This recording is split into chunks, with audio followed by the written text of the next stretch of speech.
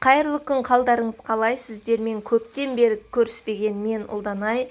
Бүгін сіздермен осындай жұмсақ қолдың әсел пешкеге пісірілген жұмсақ нанымен таныстырғым келіп отыр. Өте керемет болады. Міндетті түрде жасап көріңіздер үйде.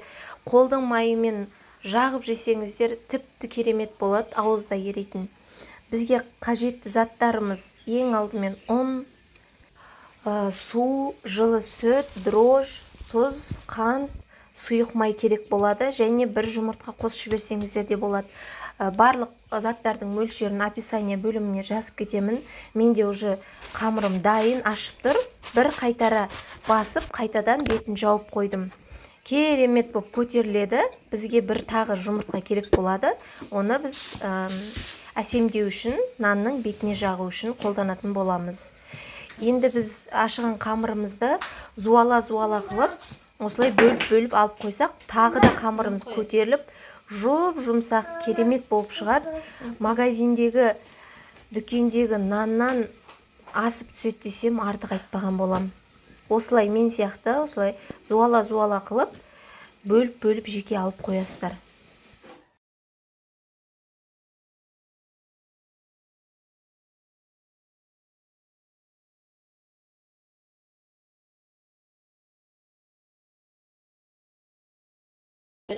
Болды, көрдім.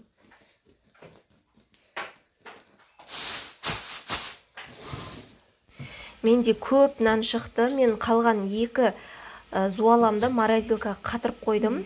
Кейін өзіме қажетті кезде алып, шығарып, ертіп, тағы да жасай беремін.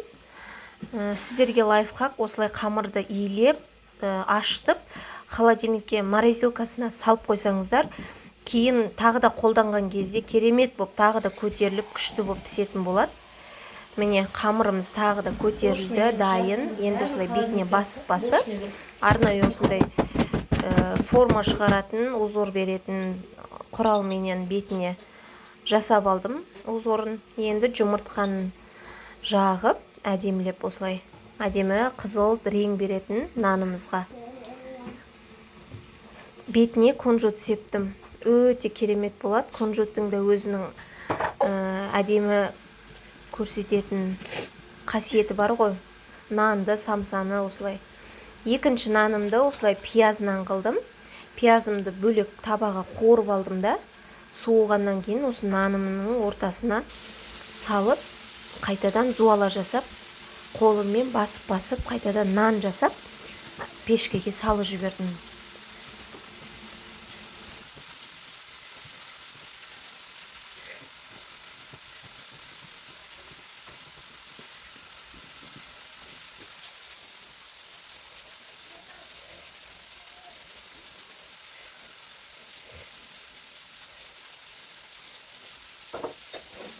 Екі 220-230 градуста 25-30 минутта пісіріп аласыз, қызартып. Нан қараңыздаршы, қандай керемет, түсі де, дәмі де, жұмсақтығы да, алды да арты да әдемі болып піседі, жұмсақ болып. Видеоның соңына дейін көрсеңіздер, міндетті түрде каналыма тіркелмеген болсаңыз тіркеліп, қолдап, мен лайк, комментарий жазып кетуіңізді сұраймын. Ас болсын.